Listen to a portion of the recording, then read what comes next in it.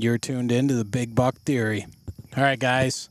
Got a great episode for you this week. Something a little different. We're doing a video podcast, as you can see if you're watching it. Got Steve Morse, Nate Corey, the boys here, and I got Morgan, co-hosts. And yeah, why don't you tell listeners what's going on? What's up? Well, we're sitting out here waiting for the rain to come. Yeah, PSA. I believe. Yeah. PSA. If all of a sudden this just stops short real quick, Yep, we got to run. we do have It's to getting run. pretty dark out here. No, I brought up some of my heads Yeah. put on display and Yeah. figured we'd have a round two with you, Isaac. Yeah, we did one last year when we were doing the Northwoods podcast, and yeah, I figured you've killed enough big bucks that we probably didn't even cover half, not even close to half the stories that you have. So No, I was hoping you guys were going to stick around a little longer that night. yeah, I can talk deer hunting all day, every day. well, I love it. that's what we're doing. So, you want to kind of just tell the listeners, if they haven't heard that first one, a little bit about yourself, like what you do for work, style of hunting you like to do. Well, I'm 47 years old. Been a logger ever since 19, I believe. So 26, 27 years, 28 years, something like that. Yep. And I love to deer hunt. And I love to track deer, and I love to still hunt. You're probably not going to find me sitting somewhere when I'm in the woods. I'm going to be on the move. I'm going to be looking for new places and just venturing around, trying to find a big buck. And I've done well. Yeah. And You want to talk some stats a little bit? Well, Shameless stats. Shameless stats. Yeah. Hey, I'm no different than anybody. I've missed my share. Yep. Nate can contest to that. He sat right beside me. Yep. I think about that every day, Me by too. the way. But yeah, I've been fortunate. And when I was a little kid, I want to say 10, 12 years old, I had an uncle who my dad used to take me up. He would take a trailer up on the mountain there, and he would set up for the whole 2 weeks. And I can remember him, killing big deer. And I said, someday I'm going to be like him. I'm going to be up here. And it took a while, because big woods. I was probably in my 20s when I started dabbling up there, and it was different hunting the farm country. But I kind of fell in love with it. I didn't see anybody. I didn't see any deer. Very few. Yeah. But I just went. I would keep going back and back and back. And I think it was even my dad was like, "Why are you going up there? There's no deer up there." I'm like, Right. There's deer up there, Dad. There's just one for every 10 square miles. And I'm gonna find him, And Yep. and it just suited my style of hunting. The very first deer that I ever shot was tracking in the farm country. It wasn't very big. And I was hooked from there. And I wanted to be somewhere where I could go, and not run into a road, run into a hunter, or be on someone's land that I couldn't be on. So that's what I did. And I would say 5, 6 years after going up there, I started learning stuff, knowing where the deer crossed, where to pick up a track, and just learning landmarks and the habits of the deer that were there. All the deer do the same things year after year after year. They cross the same places, and I would get up there, and we'd get a little snow, and I was gone. And I'd end up sometimes back at my truck, and I would end up sometimes looking for a ride back to my truck, And I've been real fortunate. I've shot a lot of nice deer. And this is just a small portion of them. That's what I was saying. It was kind of hard to pick which ones I was going to bring. Right. I mean, I need a school bus or a trailer to bring them along, And I worry sick about them back there. I heard a little noise. I'm looking back there, Yeah. How many? I know we've been over this in the previous podcast I did with you, but how many Vermont bucks have you shot over like 110? I'd have to sit down inches, and but it's count. like we figured around 10, Somewhere right? around 10. Around yeah. 10, and then another 5 big ones from other places, right? Yeah. So at least 15 5. really good ones. Yeah. And yeah, so this one right here in the middle on the lowest, I don't know if you want to point to it, touch it Yep, or something. this one. Yep. So that was a Massachusetts buck. Right. Do you want to run through that? Yeah, this was a Massachusetts buck that my best friend and I, well, my best friend got a hold of me. He's like, I want to hunt Mass. I got some time. I'm like, well, you don't have to twist my arm. I was to hunt. So we pretty much picked an area where we were going to hunt and then pulled out a map. And there's certain places, there's certain facing ridges I like to hunt depending on the time of year it was. And this was muzzleloader down there. Mm-hmm. So I just went, and I pointed at the map. I said, this is where we should check out. And we went down there the first day, and it was not a good day to be in the woods. It had to be 60-mile-an-hour wind. Mm-hmm. The trees were 90 degrees. It was a great day to be in the woods Right. hunting deer, but it was a dangerous day, you know. So we got out there, and we weren't very long, and we were finding a lot of deer sign. Yep. And so we decided to split up, and we started moving around there, and pretty soon we come on each other. And You and your buddy. my buddy Yeah. and I. And so we sit there and we talk for a few minutes, and let's sneak down here and just check it out. So we snuck down, and next thing I know, a beautiful buck jumped right in front of him. He was kind of leading the way. Mm-hmm. I was shoot, and he couldn't get a shot. And I'm like, okay, we got to split up. This is we got to Yeah. split up. There's some deer in here, and we got to start figuring things out. So I said, I'm going to jump on that buck's track we just saw, because he was a shooter. Right. So I went not very far, and it turned into a big swamp, and I'm looking at that swamp, and the deer went right across it, and I'm like, I'm going to get my feet wet if I go across here. So I said, well, I'll swing back down where this neck's up, and I'll go around. Swing back down where it necks up, and there's my buddy.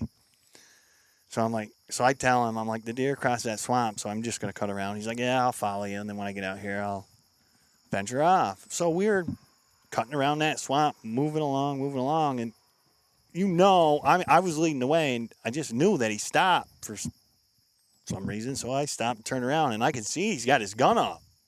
And I'm like, Andy, what are you looking at? And he's like, he's not saying much. He's like, big buck right there. And I'm like, I want to see the big buck, So I kind of ruined it, because I made one step back, and when I did, a buck jumped up and took off. And I'm like, holy moly. And I said, okay, I'm going to go right over there. I'm going to get right on that buck. Mm-hmm. So within a half hour, I've seen two bucks I would have shot, no problem. So I jumped on the tracks, and I told him, cut around, get up on this ridge. And I gave him a few minutes, and I got on the track. And I didn't go, it might have been a couple hundred yards, and man, I looked up this bank, and I see a deer standing there, and I knew just by looking at it, it was a buck. So I crouched down, and I'm trying to, I got my binoculars out, and I'm looking, and I'm like, man, I know. There was a hemlock, and he was kind of up the bank where he started getting into where the limbs were. And I'm looking for where the horn should be, and I'm like, I can't see anything, So there was a little hump there. I said, if I can get to that little next knob right there, I'll lean right over that. So I snuck, got there, and he was just standing. And I'm watching. I got my binoculars. I got the gun down there, and I'm watching. And the next thing I know, his head turns, and it looked like all the tree branches from the hemlock move. I was looking too low. Right. And I'm like, holy moly. So I forget the binoculars. Now I'm ready. But I could look up through, and I could see there was a lot of stuff in the way. Of course, the muzzleloader. Right. He got one shot, and the way he was facing, there was some open. It was all wide open hemlock. So I said, I'm just gonna wait. He steps into those wide open hemlocks. I'm gonna fire. Of course, he didn't do that. He turned to his left, kind of went down in this little depression and up the bank. And I waited there. It felt like 10 minutes. It probably wasn't more than 3. And I started sneaking up through there, and got up there. And lo and behold, there's 2 big bucks. Mm. The big buck that he was looking at was this guy. The buck I saw wasn't this guy. It was a nice buck. Right. So I get to tracking him, It was late in the day now. It's probably somewhere around 3 o'clock. And up over this ridge I went, down the backside. And I don't know how far I went, but it was closing in on getting too late. You know, we had to get out of there. Mm-hmm. But I found where both of those bucks went down into this kind of a pinch, kind of rocky down in there. And I followed him to another little brook he crossed, and then he went up onto another ridge. And I said to myself, they've been using this before. Right. It's a nice little getaway out of here. So we met back up. We got out of there. We were going to be right back there the next day. And that night it got super cold, and the snow froze up. So walking, I mean, you could Not have, good. but you're going to sound like an elephant. Right. So I said, I'm going to go and I'm going to sit on that pinch, and I'm going to hang out there as long as I can. And I can't hang out very long. Here, let's pause right here for a Okay. second. All right, we're back. Just had a little, had to talk to my wife real quick. Had a little issue with her salon, Amazon drivers. Causing hell. That's what happens when you keep ordering from Amazon. Yeah. So anyways, you were talking about how the snow, he went into depression. No, he went into this pinch. Yeah, and, but no, the snow was loud. and the snow got loud that There it is. night. Guys, Look at it. He's got a brain on him like a holy moly. What? Just like that. Remember, the three of us are over here like, where did he go? yeah, and watch out what Where you was say he? about Amazon. That's my second job. No. So, yeah, so it froze up, and my buddy the next morning says, what are you going to do? I said, well, not much we can do. You know, if we walk around here, you know, deer are going to hear us coming. So I said, I'm going Right. to get out to that pinch, and I'm going to hang out there as long as I can before I start moving around, let it warm up a little bit. So that's what I did. And I believe it was 3 days I would get there. But the problem is, by the time we got down there, by the time we walked back into there, I couldn't get to this spot before 8 o'clock. Mm-hmm. So you're sitting there saying to yourself, man, I know I've missed the best time. You know, Well, that's what I'm thinking. Yep. But every time I got there, would sit down, I would see deer, you know, so I knew it was a good spot. So Right. the third day, Can you describe the spot real quick before you? yeah, this spot was kind of, they came over this one ridge, and everything kind of pinched. GPS coordinates and all. No, I'm just kidding. Everything kind of pinched, Yep. and then they went down over, and it got real rocky, and they would go along, cross this brook, and go up onto another ridge. Yep. So it Like a just good felt, saddle. It was a good Yeah. saddle pinch, Yep. and I felt like that's where I could catch him because that's what he did that day. Yep. So it was the third day. I believe I got there at 10 after 8. Mm-hmm. That, you know, just would drive in, get down there.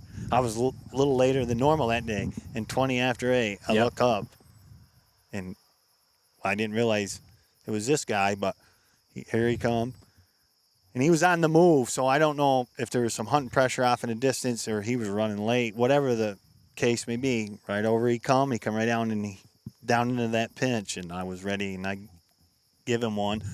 And He's a giant. I mean, I could tell he had a good rack, but I didn't realize he was that big. And to be honest with you, I was so confident about the shot, I didn't even reload. I'm like, I'm just going to sit here a minute, and then I'm going to sneak my way over there. Yep. And so I gave it a few minutes. Felt like probably 20, but it probably was only 4, 5, 6 minutes.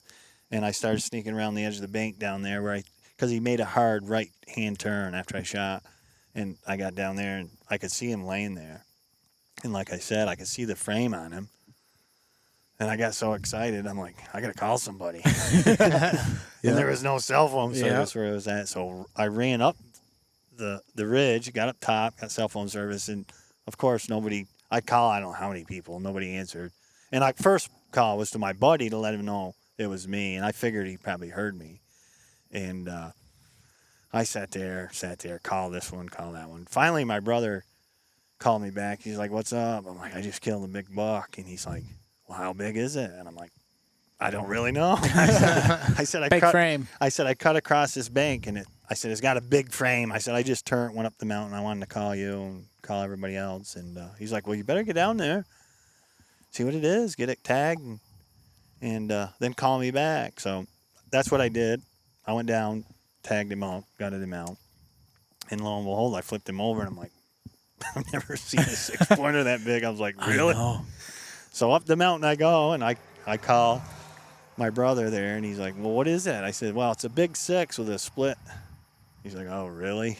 I'm like, yeah, but you don't understand. This thing is pretty big. So for you guys watching on the video, you look far away, but if you were to see this thing up close, the bases on this deer are incredibly impressive. They're Like 8 inches almost. Yeah, I think when I had to measure, they were like 7 3/4 or something crazy. And they were just shy of 8 inches. just an amazing mainframe 6 for sure. Oh yeah. Oh, he's I absolutely. mean, you don't get them much better than that in a No. 6. What did he score as a 6? Do you know? It was either 130 and an 8 or 131 and an 8. It's crazy. Yeah, I mean, to be a 6-pointer and score that, it's Yeah. Right. phenomenal. And I ended up running into a guy a few years later who had multiple pictures of him Oh really? for multiple years, and he was always a 6-pointer. He said. No shit. He said this was the first year he grew the split. No kidding. Yeah, And you said he was 7.5? 7.5 That's years old. impressive. Yeah. Giant.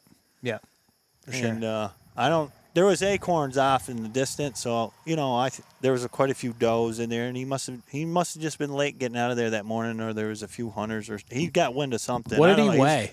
He weighed 165. And what was it in December? Late in December? Yeah, it was late December. Boy, so Yeah. he was probably pushing 200 Oh, in yeah. early November, Yeah. right? I would say. I mean, Yeah, 180, he 190. was big framed. He lost a lot. He was probably the Oh, one yes. getting all the girls, I would say. You Yeah. know? But yeah, it was an exciting day, and then to top it off, my buddy, I finally get a hold of him. He's like, "You get one?" I'm like, "Yeah." He's like, Yeah. he's like, "I'll be over," and I'm like, "All right." So I waited, and I was up on the top of the ridge. Well, I wasn't on the top. I was kind of somewhere in between, just because I could look around, and pretty soon I see him coming over through. And I whistled to him, and he walks over, and he's like, "Well, where is it?" I'm like, "It's down there." And he's like, "It's down there." I'm like, "Yeah, it's down there." And I was like, "It's not very big." He's like, "You shot a buck that's not very big down in there." I'm like, yeah. So he's like, "Well, let's go look at it." And he walked down. He's like, "Oh, holy!" yeah. I kind of played a prank, and Oh, actually, yeah. it didn't come up out of there too bad. No. We Oh, he's we a were giant. A few hours getting him out. And we were He's a excited. freak. Now, when you said he was moving along, like he was looking, or was He- he at a trot? when He was on a fast walk. Yeah. He knew he probably better get out of there. So that's why I'm assuming he probably Somebody there was bumped him. Somebody Yeah. bumped him. He got wind of somebody, and I don't think he expected anybody to be where. He was in the His- wrong place at the right time, and you Yeah. were in the right place at the right Yeah. time. So it's funny because I know it was the deer I saw because of the height of his horns. You know what I mean? Yeah. I can't even remember the measurement, but it's like 20, 24. I don't know. It was 20-some inches tall. Yep. And that's why I'm looking, where I think the horn should be, and I can't see anything Right. until his head turned, and then the tree limbs looked like they moved. You know what I mean? But yeah, he was. He's one of the ones that everybody talks about that knows me. You know what I mean? Yeah. Yeah, he's super unique. Yeah. For He's a sure. He's a beautiful deer. standout. Definitely 1 in a million. And to make it, 7.5 years, I know. he's old monarch. Oh, yeah. To make it through all those seasons and all those ruts. Oh yeah. Yeah. That's why I think you're on to something when you talk about Massachusetts seasons. Oh, yeah. Seem to be set up in a way that is conducive for the deer, not the deer hunter. Oh, yeah. I think that's why you Yeah. Right. you run into more deer like that, because the only opportunity you really get to chase them is when it's late, Right. Right. after the rut. Right. Yeah, a lot of the big ones aren't moving a whole lot No. that late, you No. know? I always say that's the time where I enjoy tracking them the most, Me because too. you don't have to Yep. put a lot of miles on. Right. The deer are more in a food pattern. Yep. Yep, they're They're not- tired. There's They're more tired. snow. There's usually snow. Your Yep. conditions are better, and it's just you don't have to walk your legs off. Right. Right. So Nate and you hunted a lot last year together, and Nate's told me some things about, tracking with you, and I kind of wanted you to break down some stuff with. He told me you're really good at knowing when you're going to see the deer off the track. So what are like some of the things that you've noticed or you pick up on where you're like, oh, because he told me when you guys shot the deer last year together, he said that you called it like 10 seconds before Yeah, you. what I make like 3 steps. You're like, I'm It's a- just- So what do you? Is it just instinctual or like what are you picking up on? It's some of that, but I think that day I think it had warmed up a little bit, and the minute we come on where those deer had come out of that green piece, I mean, you could just look and know It was fresh. it was minutes in front of you. You know what I mean? So there was still snow in the track. It hadn't melted out at all. And you didn't even have to really pay attention to it to see that. You know what I'm saying? There was such a distinctive difference in the old tracks there and these tracks that I did. I turned around and I said, I'm going to shoot this buck. When we drop out of this green into this saddle, I'm going to shoot that buck. We didn't even get out of the green. He had the gun up. Call shot. I said, there he is. You know what I mean? It made a fantastic shot. It was pretty good. We had to do a little bit of shed hunting after. And we'll come back to that story. But also, while we're on the tracking subject, when you're in the Green Mountains, because I know a lot of guys listen to this that are from Vermont, and you hunt the Green Mountains a lot. You've killed a lot of big bucks. What caliber of track are you looking for in the Green Mountains? Because this is surprising for most guys, right? To be honest, and yeah. I'm not pulling no strings here. Mm-hmm. Some of the best bucks I've shot got the smallest feet you've ever seen. Yep. I get to a point if I know the area. Like that one up there, right? You said. Yeah, that one right there. Yeah. That was 130 pounds. So his track wasn't very big. You know what I mean? Yeah. So, yes, when I first started, you were always looking for those big tracks, but those big tracks have really dissipated. Mm. And I believe it's because of habitat, the lack of. Yeah. You know, a deer can't get big if he don't have good feed. Cover. Yeah. So I would just pay attention to where they cross, where they're going, and if I think it's a buck track, I jump on it and I go. If it's not something I want to take, usually he'll take me to something better. But most of the time, you know, you just look for those little things, where they go around, where they go through, and that's what it makes my decision on whether I'm going to keep going or I'm going to veer off. But yeah, it's crazy, and it has changed rapidly in probably the past 10 years. You know. Yes, have I seen big track? Yes, I have, but not very many. So you're almost taking like any buck track in the greens. Any buck track I can find. And, you know, I'll just follow it until I think it's either I'm going to stay on it or it's nothing I want. You know what I mean? Mm-hmm. So at that point, you're looking for the finer details, really. You're Right. looking for if he goes up and he makes a gnarly rub on maybe a slightly bigger tree or something, like he comes to a scrape and you can actually get a good look at what he's doing. Right. Okay. Right. Yeah. If he goes under something or over it or around it, you know, that's the things I look at. Mm-hmm. Probably at some point I'll be wrong, but it's done. I mean, I've done pretty well doing that. Yeah. But I think sometimes if you look at it and just by size, you say, nah, it's nothing I'm interested in. You could be giving up a buck that's a giant. A giant. Like that one you killed up there that you said weighed 130 pounds. 130 I mean, he's a beautiful buck. He's like almost 130 incher, like something like that, right? Yeah. As an 8-pointer, and he's just an absolute. He's a beauty. In that year, I got that buck. There was a buck I was after that had the biggest foot I've ever seen up there, and I thought when I got this guy, because I didn't get him tracking. No, I was still hunting, and when I got him and got up to him, saw his rack, I'm like, that's got to be him. I flipped him over and looked at his track. I said, no, it's his grandson, apparently. You know, it was nowhere near. Well, who knows? That one that you were tracking could have been a 3-pointer. Yeah, right. You don't know. And even though that deer, that big giant track, even though he had a huge track on him, he still was probably only 165, 70-pound deer. He had a real short stance on him. It was a real tight stagger. It wasn't really just a big clown foot on him. Must be. And I was after him like, I think it was 3 or 4 days in a row I could find him. Then he got out of there, and I followed him a long ways into a whole nother country, and he was not slowing down. So I don't know if he did his thing in there and he moved on. Never saw him again.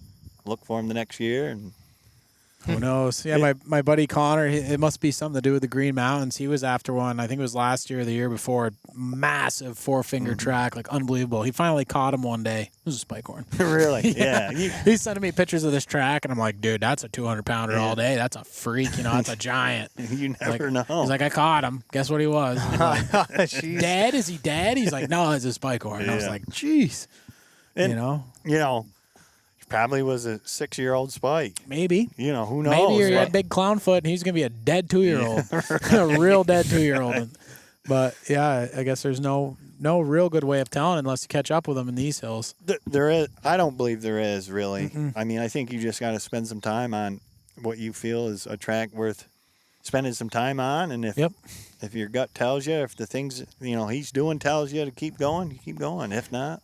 Yeah, and I think the guys in the Adirondacks can relate a lot to that. Really, same way there. Same way. Guys talk about tracks being smaller or whatever, but and the crazy it's not thing Maine, is, that's for sure. No. Oh, but I've even been told that by a lot of guys. When I go up to hunt in Maine, a lot of guys tell me, they're like, you keep going after those big ones. I'm going to take that 180-pound track up there, because a lot of times they say sometimes that 170 to 190-pound track got the best have the horns. best racks on them. So I agree. it's all in what you're at, and like you said, I think it definitely comes down to that finer detail. You got to really look to see, is this a smaller buck making this sign, or is this a mature buck making this sign? Because even like you've mentioned in the past on a lot of stuff that you said, a lot of times those big mature bucks don't make a whole lot of sign. No. To like give themselves up. No. So maybe if you're They really don't. if No, you're they on, don't. If you're on a track and this buck's all of a sudden making a ton of scrapes down through there, maybe it's just a super aggressive 2-year-old or a Probably. 3.5-year-old.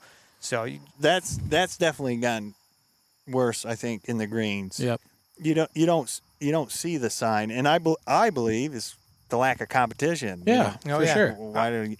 Why do they got to waste their time There's doing not it? a lot of bucks. Right.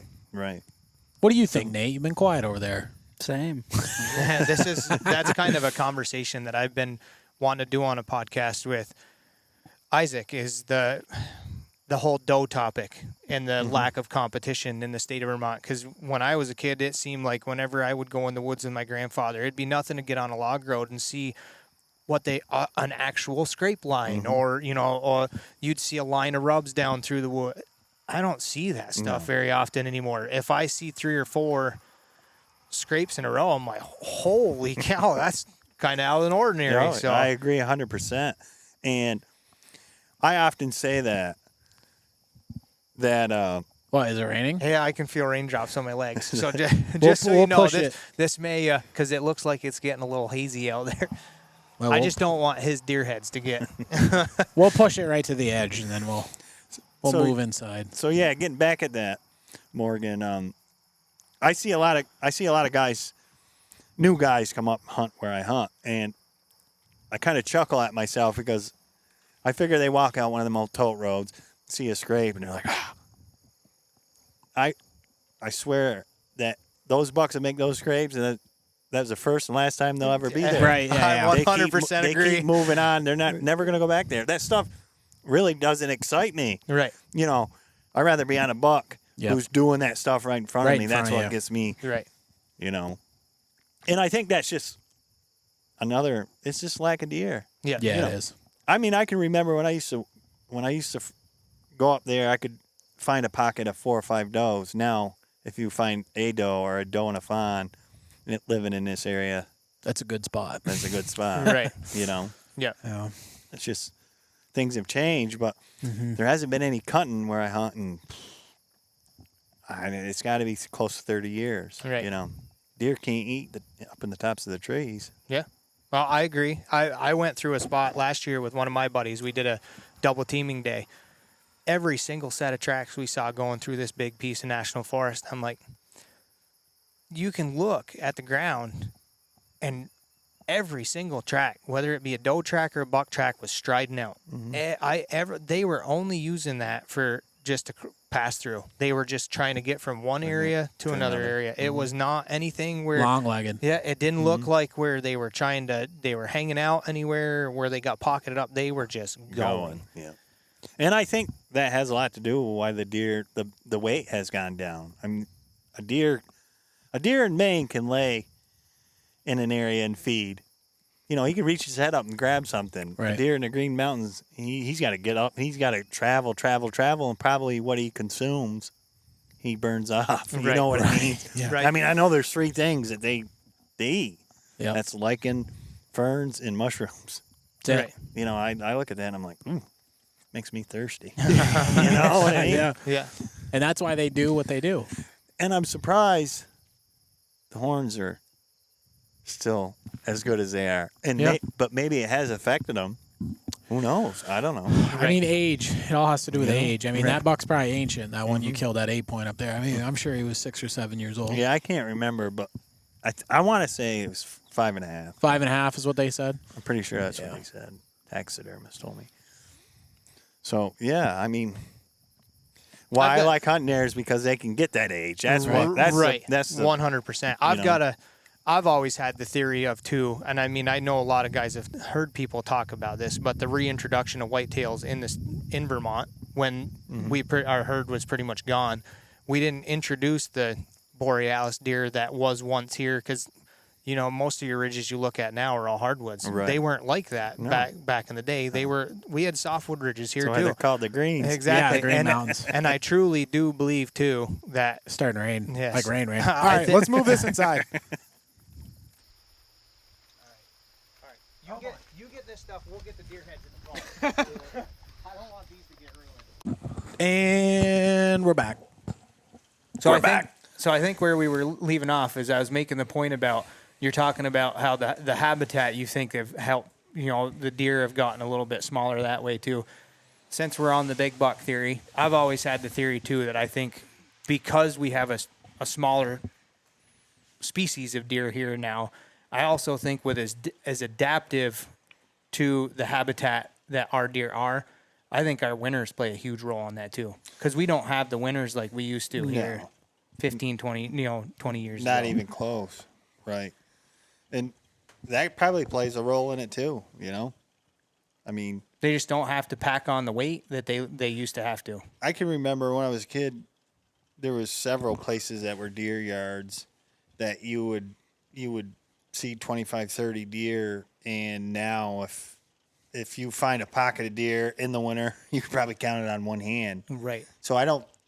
Is it because we don't have the number of deer, or do they not have to pack up like that? Right. You know what I mean? Could be a little bit of both, I guess. I mean, especially working in the woods. Right. You know, I start a job in the wintertime. I should have every deer within probably 10 square miles around It's there. like a dinner bell. hitting Yeah, that and I can chainsaw. remember you just watch them pardon away, you know, when you're driving through the woods on the machine. And now, I mean, if you see 4 or 5 in your tops, that's a lot. Well, You know, that's how much has changed over, Right. well, I've done it, like I said, 25, 26, 27, whatever it is, Right. years. You know, you've watched it change. Right. And if there was more deer around that area, they would be oh, absolutely. there. Yeah. I mean, it's What it's else like are they ringing gonna a be? dinner bell. It's the most readable food source at that particular time. Exactly. And it's fresh. And it's I mean, fresh. my grandfather always used to say that. We have a property up in northern Vermont. He said, you take a immature cedar tree. He said, those deer will browse on a little bit. He said, you drop a mature cedar tree, if you sat there that night, They'd be there. you'd count more deer on yeah. than you could on your hit. They know. They when it know. happens. They And know. those cedar trees, on a mature, it just seems like those tops are full. Oh yeah, they know exactly what a chainsaw is. Oh, They know that time of year. That's their They're food coming. source. Yeah. They're going to be coming. So I'd like to circle back to that, what you guys were just talking about, that those little details that you look for in a track that makes you, whatever it might be, go into creep mode, just any of those type of situations there. Well, you know, there's several things, and you know, can I sit here and tell you exactly what everyone is for someone to pick up a tip? No, it's only something you can learn. I feel you got to get it. You just got it's something you got to get on and do and learn those things yourself. Right. And there is a lot of fine details that I think separate guys from the next. You know what I mean? And there's several things. I mean, do you want me to specify some? Yeah. I mean, Yeah. I mean, it's. Everything you told me when we were tracking is But what I told happened. you not to tell anybody. That's right. That's right. There's just certain things like you can watch a deer when he's going. All of a sudden, you'll watch his stagger stance. I call it stance. It'll start creeping up. So his gait is shortening up a little bit. Right. He'll start shortening up. You'll see where he starts moving side to side. You know, he starts fumbling around. You just know. He's laying down soon. He's getting tired. He wants to find a place where he can eat and just bunk in and relax. You know. Right.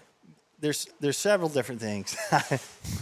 I don't really want to tell all of them, but You don't have to tell all of them. Just your meat and potatoes. How about that? Right. Your secrets are safe right. with There's you. certain things when a deer's moving along and he makes a turn that I know where I'm going to start looking. You know, and I don't know, I'm sure you guys know, you guys are all good at it. When a deer, what I've found, when a deer is moving along, and you think, okay, it's time, this deer is going to have to lay down. He'll make a 90-degree turn. It might not be 90, but he's going to make a turn one way or the other. He knows where he's going. He knows where he wants to be. And if that deer makes a left-hand turn, this is what I found. You want to be start looking on the right side of where he's going. You know, you see he's going out through here. You want to be looking to the right. Because he'll hook around. So you're thinking he's making a Whatever kinda- way he turns, he's going to be laying on the opposite side. That's been my experience. Because No they J hook into their beds. Right. Yep. right. And- So they turn off to the left and kind of make a loop And they'll be on the around right. and go to the right, and then look back their back. If they make a right turn, when you know it's that time, he's going to lay down. You want to be looking on Well, the left. they're setting you up. Right. That's Right. what they're That's just- doing. Yeah, they're And setting you up. and that took me a long time to learn. Once I learned that, I started cracking them in their beds. Yeah. You know, 'Cause you because catch 'em all looking. of a sudden I'm like, okay, and I start shuffling my feet, you know, and boom, there they'd be. That's not something that someone Can just- nobody yeah. told me. Right. Right. That's just something that You I learn the hard learned. way. Right. And I am a firm believer in telling people and retaining information is different than doing it. Because Right. I guarantee you that somebody's going to take this information. They're going to be like, well, I'm going to try that. Some people may succeed the first time they do it. Some people are still going to struggle at it Right. because they're still going to, maybe they didn't catch it in time Right. and that buck picks them off first or Right. something. But at least now they can apply that. Now they're going to learn through their repetition of experience that, okay, I need to slow up Right. a little bit sooner. So I done some work for a guy, and he is somebody I really look up to, and I've tried to get him on the podcast. And I'm going to say his name. His name's Danny Luke, probably one of the best hunters that I know. And you know, when I worked for him, I was young, and I always liked listening to him because he was somebody I looked up to. But I always paid attention and said, well, he's not telling me anything. You know, I like listening to Listening him. to the stories, yeah. Right. And that's when I said to myself, you know, this is just something you got to learn from experience. You know, you're not gonna open a book and everything's gonna be in there on how it lays out because every deer is a little different. And I started doing it, and it's like anything. I think the harder you work at something, the more rewarded you are.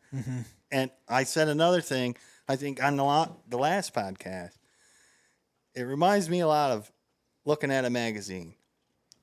Do you open the magazine up and just look at the pictures, or do you read the article? Right. You know what I'm saying? And that deer's telling you something as he's going through the woods. Right. Are you paying attention to what he's telling you he's doing, or are you just following him? Right. You know what I'm saying?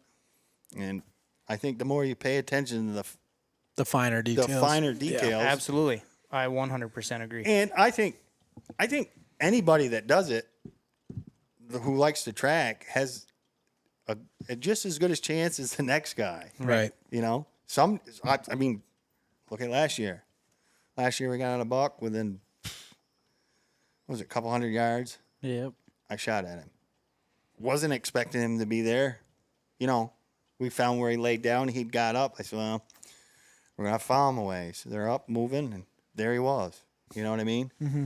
So it didn't take a real It's a experienced crapshoot. guy. Well, no, it's a crapshoot sometimes. Right. Sometimes they're going to be right there. Sometimes you're never going to catch them. And I, you know, just like everybody else knows, you can get on one, and I don't care what you do, you can follow them for miles and miles and miles and miles, and you're Not never catching going to up. catch him. Right.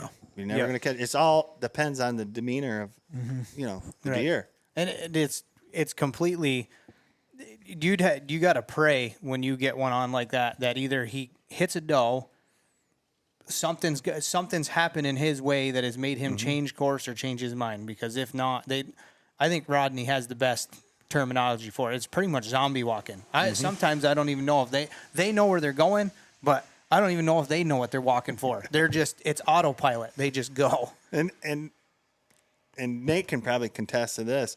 Last year when we got out of buck in Maine, he was going. And the problem is your mindset. You start saying, I got to go. And you just walk. And then when the opportunity comes, you're not ready. Right. You know what I'm saying? Because you're just walking. You're just walking. Yeah. You get a little complacent. Right. Pretty much. But if that deer's been going a mile or two and he's just moving, you kind of get in that same mindset as the deer. Yeah. You know what I mean? You start letting your guard down, because from what I found, when a deer is doing that, he's probably not going to give you a lot of sign when he wants to bunk up. He's just going to Plop down. boom, Right. and he's, you know, they won't Right feed. in their tracks. Right. Just They boom. won't. They'll nibble here, nibble there. It's not enough for you to say, okay, Right. he's going to slow down. He's going to lay down. No, he just grabs a little here, grabs a little there, and the next thing you know, he bunks up and you bump him and game's on. Right. Now you're going to go 3 times as far, you know, for him to whoa up better. again. You You're know, better, yeah. and sometimes, depending on how you bump them, They don't. they're not going to. You know, Right. they know you're behind them. They're Right. not going to give up, and Right. it's their playing field, not yours. You know what Right, I mean? right. They're going to make you. Have look you had silly. experience with bucks bringing you to like big pieces of water to try to get away from you when you jump them? I've had some get in water, go down a ways, come out, and they can really try to pull a slip. I've had others get into a channel where they come out of like an old dried up beaver pond and walk, I don't know, 400 or 500 yards, and boom, out they go. They know you're behind them. They probably don't know what it is, but Right. they probably think it's a coyote. That's why water is probably just second nature to them. You know what I mean? Mm-hmm. So yeah, you got to be, you can't be in a rush. You got to Right. pay attention, because I'm sure I've been there. I'm sure everybody has, where you get going way too fast. The next thing you know, you spend half the day looking where you made the mistake of losing him. But yeah, I've shot a buck that did that. He Tracked tried to put the slip on Oh, you yeah. in water. Tracked him. I missed him at 10:30 in the morning, and it was a little noisy that day. And I said, man, the only way I'm going to be able to get this deer is I'm going to have to push him Right. like crazy. And I'll never forget it, because when I got him, my right shoe was untied, and I wouldn't stop to tie it. I just knew I had to. Keep going. Stay on it. Right. And I knew it got to be like 3:30. It was getting down to crunch time. I said, if this deer would just get me into a softwood patch where I can sneak a little bit, he's in trouble, and he did. At the end of the day, he got me in like a hemlock bog Yeah. where I could sneak, and when I come out the other side, he was standing there 30 yards. Perfect. Okay. Hang out. You know? Yeah. He wasn't a monster. He was a nice green mountain deer. Yep. But that was the only chance I had at him, because I would jump him, and he would hear me coming. Yeah. You know? And he actually got irritated with me, and he started hooking and pawing. Really? He was pissed? He was mad, No kidding. and he finally slowed up. He pulled the Lanny on him. Yeah, I think I've heard chase Lanny him talk down. about Yeah. that. Sometimes when you push them hard enough, they're finally like, all right. What They- is this? They turn around. Yeah. Yeah. But I'll be honest with you, that was not my funnest day of tracking. I couldn't even sit down and go to the toilet the next day. I was in bad shape. Really? Yeah. That's probably the farthest I had been ever. But I knew that was the only chance I had, Right. and I got it done. Yeah. I was like, Sometimes whatever it takes, right? Right. So you've tracked bucks all over the place. Where's your favorite place to do it, you think? My favorite place, Maine is probably one of my favorites, is because it's Really? flat. Yeah. Isn't Kenora kind of flat too, or no? Kenora was flat, but there's ridges. Is there? There's ridges. I did track a buck up there, but the problem is with that area, you didn't get snow. It stayed like that 38, 40 degrees, and you just couldn't get the snow. The one Really? day I did, I killed a buck No shit. on snow, but I think 2 inches was the most I've ever seen up there. Really? So it's just kind of warm. I wonder why. There's so much water. I Well, believe that played and a the role. season's early too, right? Like Well, late October. Early No, November? we were there. I believe we were there. We would get there right around October 29th, and we would stay like November 12th to 15th, Gotcha. somewhere around there. So it was similar. Similar, just a little earlier. Yeah, but you just didn't get the snow. And I think it was a lot to do. There's so much water. I mean, Lake of the Woods, and there's just so much water. I believe that there's a lot of moisture there sitting, and it Yeah, so it was just a little warmer. you just didn't get it. Now, I don't know about Kenora. I did go up there and hunt once, but I don't know if it was any different up there, Gotcha. But we were south of there. Okay. But I'll tell you, if you like to hunt, That's the place. that was the place Yep. to hunt. My tactics didn't work real well No. there. I smashed the first time going there. The first week, I just, of course, I couldn't sit still. I was on smashing brush, and I didn't see a deer. I'm like, this place is, I don't know what everybody's talking about. So then I started talking to my brother. I'm like, I think I got to change up my tactics. And someone had told me you got to look for them old dried up beaver ponds and stuff like that. Yeah, okay. So, man, I started finding some dried up beaver ponds. Actually, they were big. They were the size of a lot of lakes around, and I don't know why they dried up, but I started looking around the edge of them. Started seeing a lot of sign. I said, maybe I just got to start hanging around a little more. And man, Then you started seeing some then I deer. started seeing some deer. Really? It was a fun place to hunt. Probably one of the funnest places I've ever been, and you would have loved it. Oh yeah. And I would love to go back. I still got a tree stand up there. Really? Yeah, that's where we shot most of our bucks from. Was one tree. One tree. I shot a buck 9-pointer, 226. Got out of that tree. My brother got in it. 2 days later, killed a 12-pointer. That weighed, I think, 180, but wicked Big set of rack. horns. Yeah, I think it was in the 150s. Wow. It had like 13-inch G2s and 3s, No kidding. and it was only that wide. Wow. Do you find a lot of sheds up there when you're hunting, or no? Trip over them. Oh, Honest, I'm not a shed hunter, and I was bringing them back. It was like a little kid going to a candy store. You get on those rocky knobs. They like that heat. There they lay. Yeah. Everywhere I went, I'm like, It's- there's one. So if they weren't good, I'd leave them there. Right. You know? Fairly quiet walk in there too, right? Oh, 'Cause yeah. those mossy rock tops and Yeah, stuff. you didn't hear no Yeah. like you do here. You heard thump, thump, thump. It Yeah. was like a horse galloping. Yeah. Right. It was crazy. And I'm not big on calling. I don't do any of that stuff. And my brother would rattle, and that's how he got most of his. Was rattling them in. rattling. Yeah. Wow. I just most of the guys that I have talked to that spent some of the glory days up there just said the buck to doe ratio was insane. Oh, yeah. Like the amount of bucks you would see in one day would just ruin you for anywhere else. It was just insane. You could sit in a day and see more bucks than you see does. That's pretty crazy. The best I can remember is we arrived there like 1 o'clock in the afternoon, and Yep. we were anxious to get out where we had started killing some nice bucks, and it was like 1 o'clock.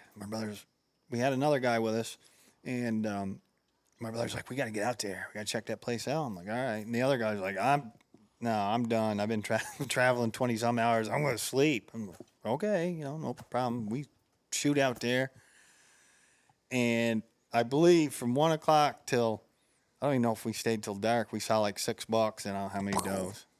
Jeez.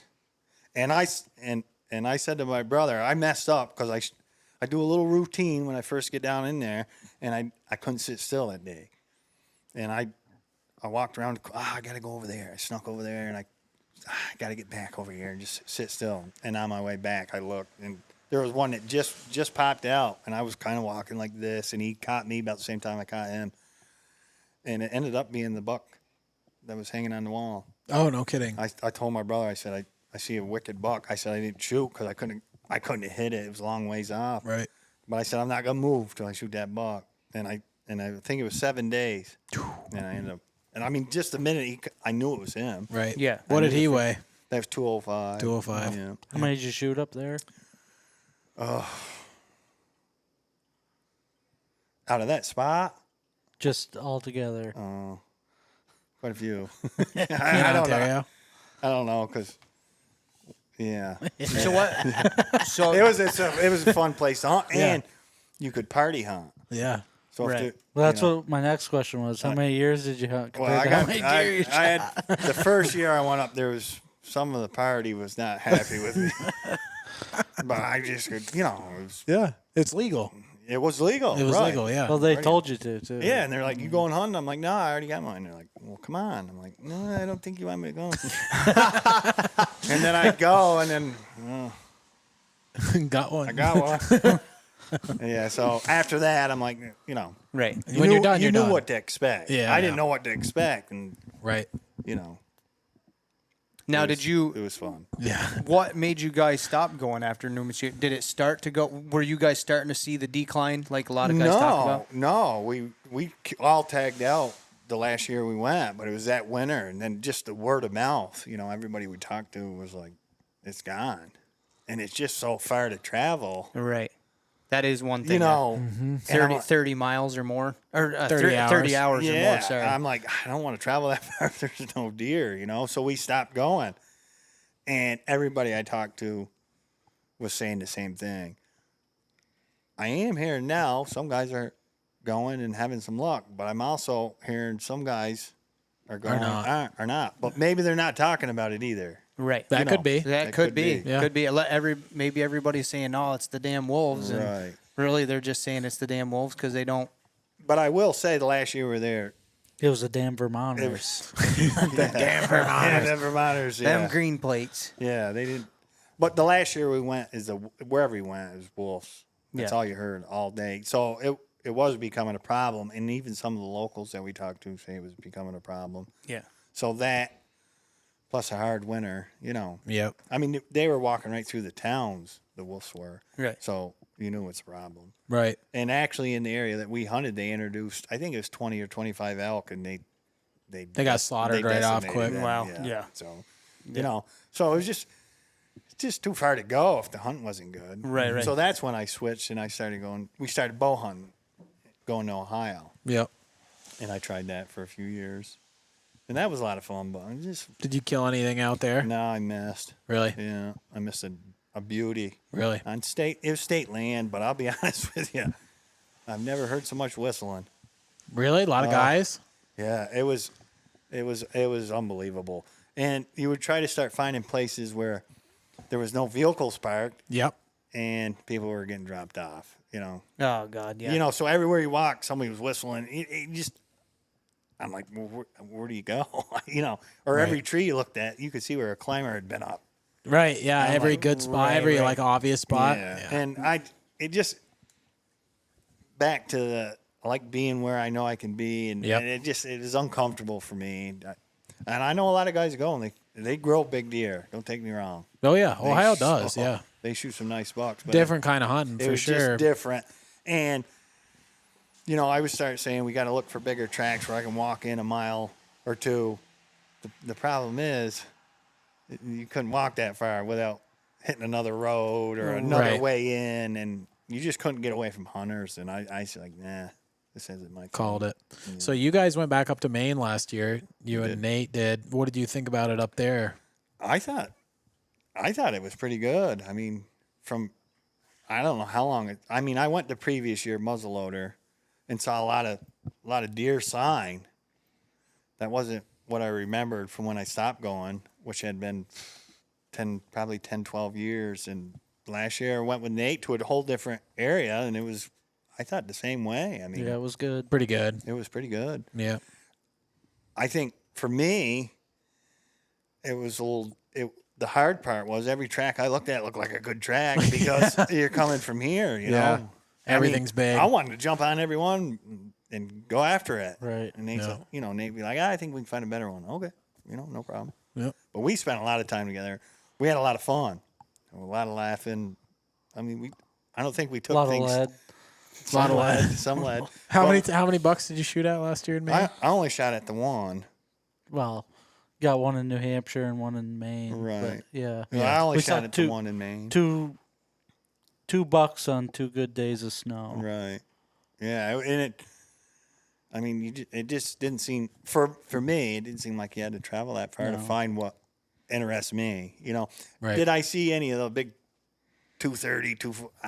I didn't see any. No, not really. No, But I didn't either. But a lot of 100. What I figured was 170 to 100, maybe Yeah. 190. I think it's going to be terrible in 3 years.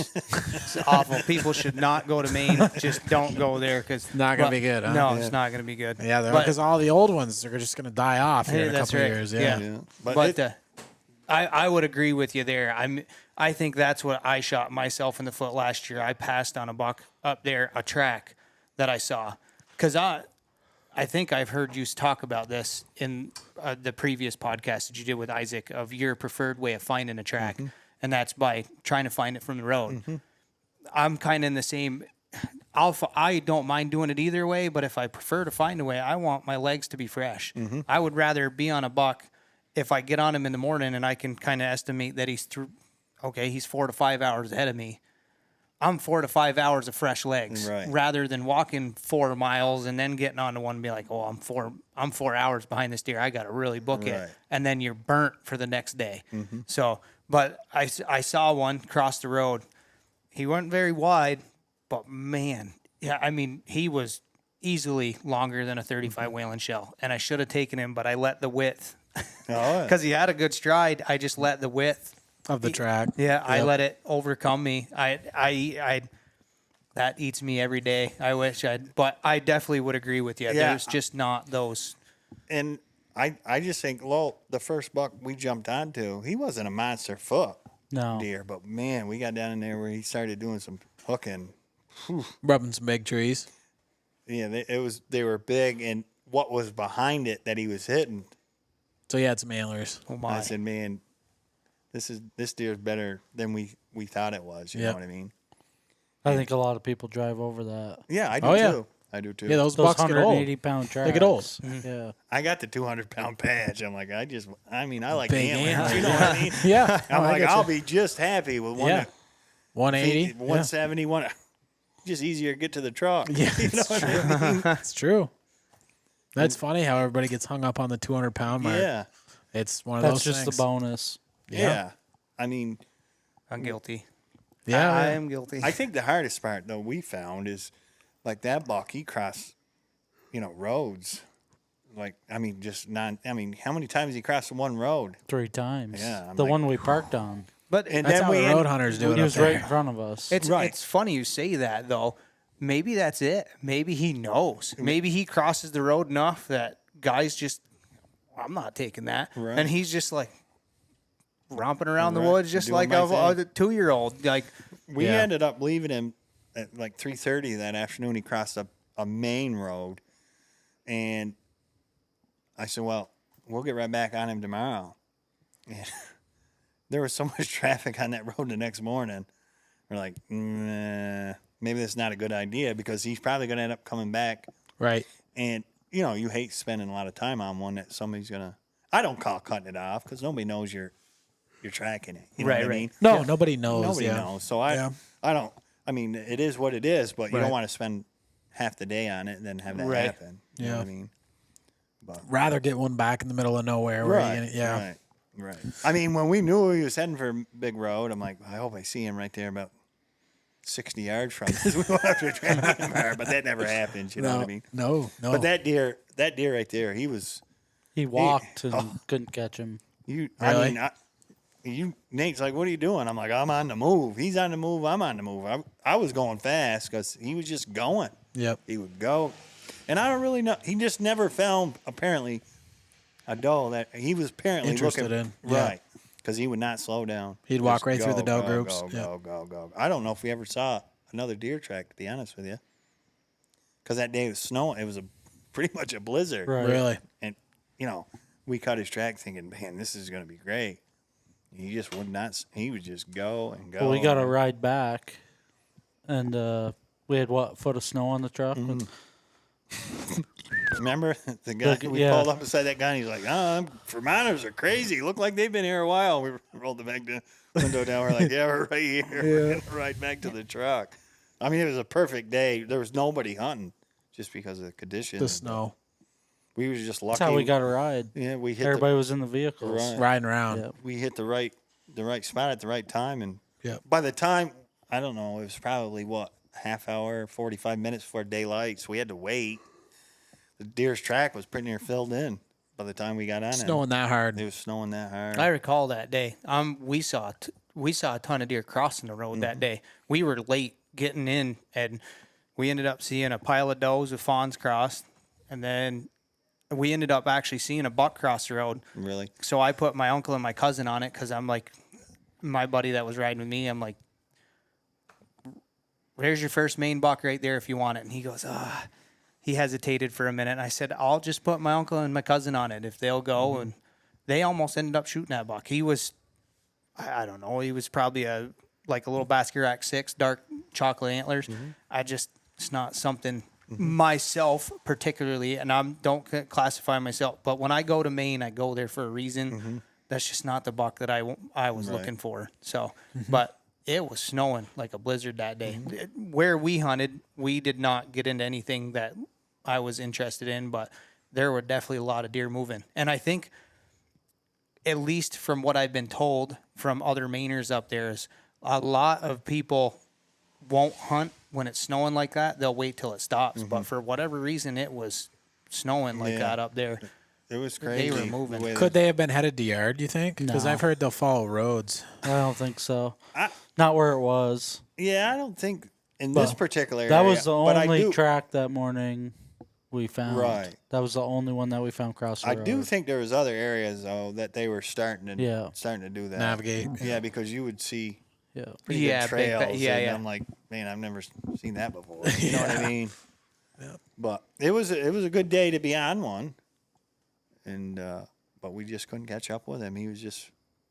I figured maybe the next day would have been better because I said he's got to be tired. We're tired, Right. But there's just too many people. Too many around guys there. in that And road. That's the problem. I said yeah. I think we can find something better. You know Right. what I mean? And we did. We ended up. Was it that day or the next day? Next We traveled day, a little more yeah. north, and the snow was actually better. And I think it was a deer about the same caliber as far as body size. Yeah. 170, 180 or something. Yeah. Yeah. And we jumped on that, and I failed. Swing and a miss. It was a swing and a miss. How big was he, do you think, rack-wise? He had a pretty good set of horns. I mean, I don't know. He was as good as was a good anything I one. know. Yeah. We had hung up out there. Really? I mean, maybe not to 6, but Yeah. I had no problem when. I Good didn't one. even say anything. I just anchored up because there he was. And I don't know what happened. But he ran off, and 8 miles later, Yep. he ended up almost back in the same area where we started him. He was with a doe. Really? He didn't. He wanted. Went back through where he Yeah. went the night before, checked all these doe beds, and just headed right back. Big old snowshoe hare. And I'll tell you, the whole 8 miles, I weren't bumming too bad. But once we got back to the truck, it set in. I'm like, I can't believe that. Dang. But Hey, you miss them sometimes. hey, it is what it is. part of the game. I had to hit something. It's only. Right. I mean, I didn't rush. No. Didn't have to rush. Took 'cause your I could time, for I sure. could tell by his demeanor he had a girlfriend there. Right. He weren't going anywhere. And I just plain missed. Yeah, happens. Taking a shotgun next year. Shotgun, you would have blistered him. But What's your favorite tracking story you have? my favorite Do you have a probably favorite? was the one that my brother was with me. Yeah. My brother's a sitter. Shot a lot of nice deer, but that's he. You can put him somewhere, and he'll stay there as long as Doesn't matter. He'll it just doesn't stay matter. there, yeah. If there's a buck crossing there, he's gonna stay there, and he'll probably shoot it. But he kind of wanted to get into the tracking thing, and I don't know if we talked about this, but we took a bus and converted it Yeah. Made a camp. So we took it up on the mountain. He said, I'm going to be up. I want to go tracking. Okay. So he came up, I think the first day, and we had snow, but it was pouring rain. And we found a buck track. We got on it, and we're going along, and we bumped him out of his bed. And we didn't go very far, and I heard him. So I stopped, and I got ready, and he's behind me saying, he got nice horns. I haven't even seen the deer yet. And pretty soon the deer busted, but I had a scope. And guess what? I've been wiping that scope all day with a wet rag. Well, I couldn't get him in the scope. Right. So the deer takes off, and I turn around to my brother, and I go, how did you know the deer had nice horns before I'd even seen it? He said, it was standing right there. I said, what? He said, yeah, it was standing. I could see it right there. I said, well, why didn't you shoot it? He said, because I'm behind you. Yeah. So I said, okay. I said, well, saw a buck tracking. He said, I'm going to be up here tomorrow. He said, this is fun. Next day he comes up. I get in, we start hitting the roads, but he's not an early bird like I am, so he was a little late. It was daylight, and he was kind of anxious. I said, nah, just hit the roads. We'll find a buck track. Pretty soon, I said, stop the truck right there's a nice buck where you can see where he come down off the bank. It's a pretty good crossing right there, but he turned around, got him back in. So I got out and I looked at it and I said, we got to park. So we park, get our stuff together, and we start tracking it. He's after does. He's after does hardcore. So we get going. And he had been running these does all over the place. And we were going along, and the buck, you could see the buck kind of turned and went off, kind of 90 degrees. He's heading out. My brother said, the buck went that way. And I said, I know. I said, but we're going to follow his girlfriends because this buck is just like a beagle. Yeah. He's gonna use his eyesight till he loses them, and he's gonna use this. He's looking at me like, what are you talking about? I just keep following me.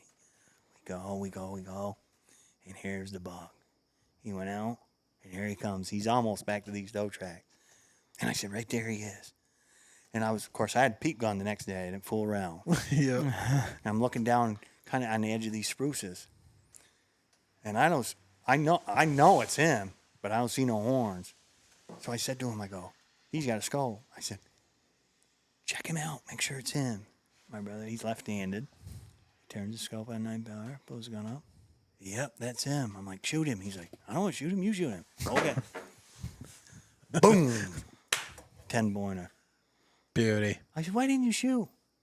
He said, I was behind you. He said, it was your deer. Oh, God. He could have shot. He could have shot the deer, no problem. So we go down there, and we're excited. He's like, this place is better than Ontario. I said, hold it. I said, I think it's just luck. Yeah. We just hit, and the beautiful 10-pointer, and that's actually my heaviest deer in Vermont. Weighed 170 right on the nose. No He shit. says, we can't be too far from the truck, are we? I said, I don't think so. Let me look. Pulled out my GPS. I was 0.3 something Beauty. to a landmark that He's like, we don't even have to drag this thing far.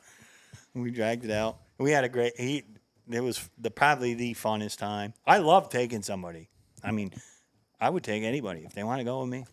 I have no problem. I had actually taken a girl, and she hunted with me. I had shot my deer the very first day, and she wanted to go, and I took, and probably one of the best. Never complained.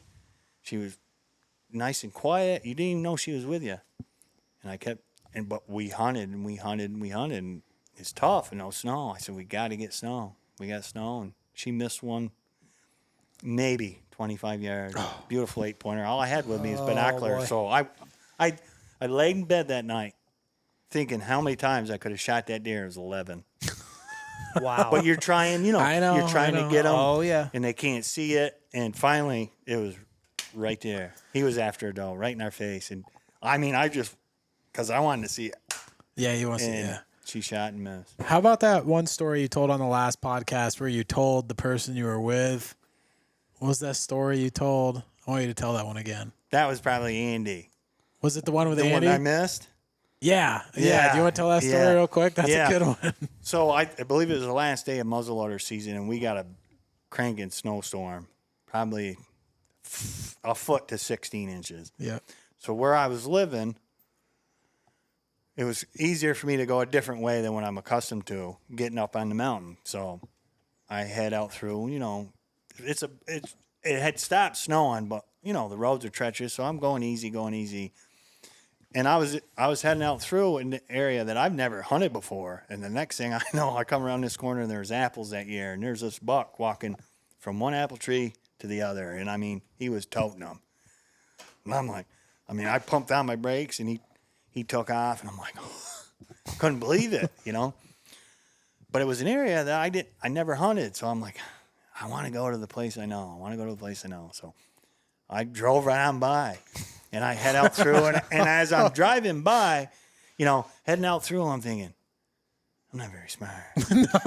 I'm not very smart. And I haven't seen another deer track. So it just so happened I got in an area At least you knew. Right. Yeah. I got in an area where I had a little cell phone service, cell phone ring. It's my buddy, Andy. Yep. He said, I just come up over the mountain. Where are you? And I said, I'm coming out through. I'm heading right for you. He said, I haven't seen a deer. Their deer aren't moving. I haven't seen a track. I'm like, well, I just saw one.